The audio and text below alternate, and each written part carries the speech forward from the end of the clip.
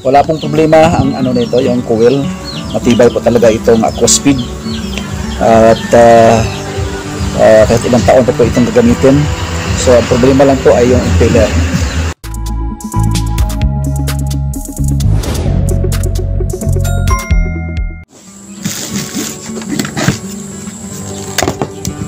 So ito, buksan natin. So ang problema po nito, kapag matagal nang ginagamit, ay ano po, dito yung problema, lumalaki itong butas po dito sa kabila. Ito dito rin mukhang nag-ublong na po yung butas nito, ganyan, no? So maluwag na po itong parang ihi niya, ay maluwag na. At dito rin, so dahil walang tigil po na aandar, so ito ang problema po sa ganitong water pump. Nag-try out po ako nito na ayusin sana, lagyan ito ng alambre or pin na ganito. Kaso lang po, itong plastic po ay ganito lang talaga kanipis. So ito, tinutusok ko po dito yung pin. So hindi na po pwede dahil may magnet na po. Ito po pala ay magnet. May magnet na po dito.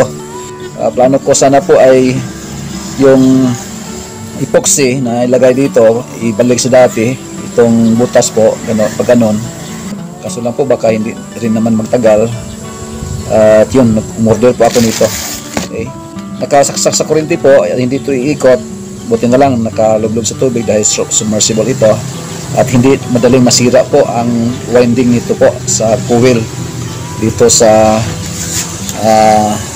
pump na ito.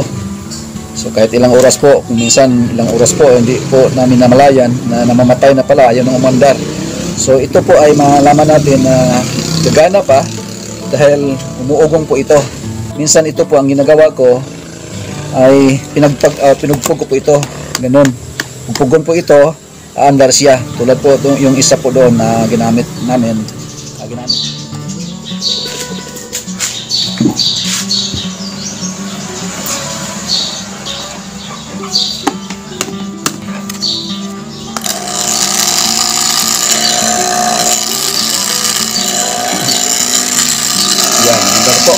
Gulpog po.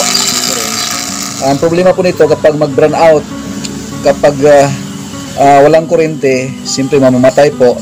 Pagbalik sa kuryente, ayaw na niyang umikot. Pulpugin din na naman po, parang andar ulit. So yun na lang po ang ginagawa ko dito. Nakita ko po sa Shopee na mayroon palang ganito lang po na binibinta. Ito. So ito na po, buksan natin. Okay. So kaya nag-order ako nito, mas makamura po tayo. Yan. So impeller po, A4,000, 2 pieces po ito. Magandang pagkabalot po. Yan. Okay. Itong dalawa po ay para sa dalawa din po na ganito. Yung isa po ngayon, yan pakita ko po, gumagana pa. Ganito rin, gumagana pa siya. Pero parehos lang ang problema po. Kaya dalawa ang order ko nito. Parang reserve na rin po. Anyway, 3 years, more than 3 years na po itong gamit. Yung isa din ay mag 3 years na ngayong August. Ito ay nauna kasi. So, yan po. Palitan natin. Okay. So, ang ano pala nito? Ganang pagkabalot po nito.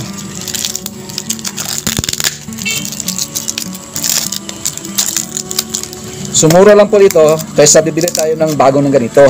So, makatipid po tayo. Ano lang ba itong dalawang ito? Magkano lang ba ang binayaran ko sa dalawang ito? Yan, galing ng Caloocan City ito po. So ilagay ko po diyan sa dito sa baba yung link po nito. Upang kapag gusto niyo bumili, doon na lang kayo bibili.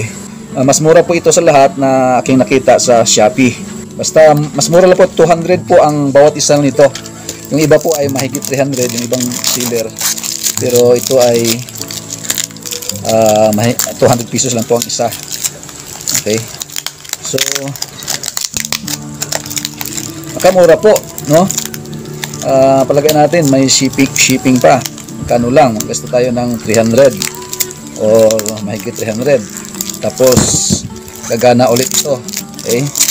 At saka At kapag bibili tayo ng bago, so nasa 700 to 800. Yung isa ko nga, ganito rin, nabili ko 1,400. Dito lang sa malapit sa amin, mahal po. Kasi apat po yung ganito ko. Yung dalawa ginagamit ko diyan sa aking hydroponics. At ang isa po ginagamit ko sa sa aming munting fan po. Itong isa ay reserve ko po sakaling may masira, hindi kagana po yung isa sa kanila po. Ano po pala ito? Yan. Gandang pagkabalot po. Oops. Ito na po yung bago. Yan, magnet po talaga ito. Yan. So nandito yung So ito yung rubber bushing niya, or parang yan. Pareho naman po pala. Yan. So pareho yung nila, yung maliit lang po dito yung ito. Yung ito po ay mas maliit itong, pero pareho lang po sila ang laki. Okay. So ito na po yung bago. Yan. Ito may busing. Pwede naman itong busing yung dati po, yung luma.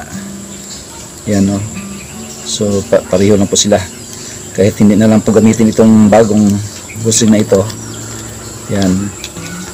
At ito na po. So lagay na po natin ito dito. So yung busing po sa dulo nito ay naiwan po doon. Naiwan doon siya. Saan ba yun? Sana dalawa din. Ay, ito palang isang busing po. Ito, yung bagong busing po, dalawa. Okay. So ito yung dalawa. So ito yung dati. Yung isa ay naiwan pa po doon. Silalim, okay lang yun. Huwag na lang yung tanggalin po kasi wala naman problema yung busing. Yan po. Okay. At ito naman ay ating ilagay dito. So pandar, ikita ko po kayo yung pandar dito ngayon. Ito, tuloy-tuloy po, dito na andar po. Dito yung dati po na pinupulpog ko, pulpugin muna parang andar. Kasi, yan po. Yan. Ito naman yung isa. Ito. Yan. So ito ay ilagay ko doon sa isa kong yung yan. Okay. So isa po dito ay reserve ko po, dalawa ito. Sige. Tingnan po natin doon sa aking munting pan. Iwan ko mula ito. Yan. Iwan mo na yan. Okay, ito na po ang aking munting pan po ng aming koi ng isda. Yan. So dito sa kabila naman po ay itong catfish. Yan, may catfish po dito. Okay. So yan po. Ito ay aandar na po talaga ito. Try natin isaksak po yan. Yan. Andar na po agad. Okay. Okay, so tanggalin ko po yung isa po niyan at ito ang ating ipalit. So, yan. Ilagay ko po yan, saksak ko yung kurente at tingnan natin po. Tuloy-tuloy ang andar po niyan.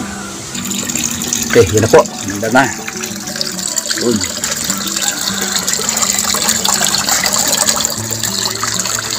Okay, malakas siya. So, ito yung filter po. Yung tubig po galing doon ay pasok dito hanggang ilalim po yan, lalabas dito. So may po yan, buhangin at saka foam. So parang ma-filter po yung tubig. Okay. So yan na po. Okay na, bagong filler na po yan. So parang bago na din na water pump. Okay. So ito po ay ating papalitan din. Ipakita ko rin po dito yung problema po dito, yung impeller po na malaki ng butas gitna. So tanggalin po natin ito, nilinisin muna natin.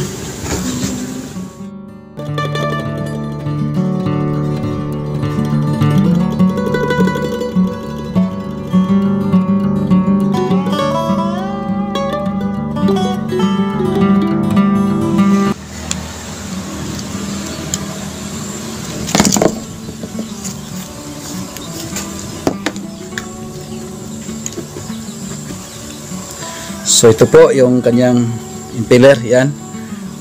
Malaki na rin pong butas dito sa gitna. Okay, oblong na po at saka malaki na. Ito, lumalaki na rin pong butas dito sa gitna. So yan na nga po ang problema. Kapag mayroon kayong ganito po, huwag na kayong bibili ng bago. Ito na lang pong impeller na ang inyong bibilhin. So malaking tipid po. Nasa 500 po ang inyong matipid po nito. Okay, yan, lumalaki na yung butas dito sa yung nagamit na ito, maliit pa. Yan. Okay, ito rin o. So yan po talagang problema. Okay, wala pong problema ang nito, yung coil. Matibay po talaga itong Aquaspeed. At kahit ilang taon pa po itong gagamitin. So ang problema lang po ay yung impeller. Okay, yan po ang aking videos. Sana po ay nakatulong din ito sa mga mayroong ganitong problema po.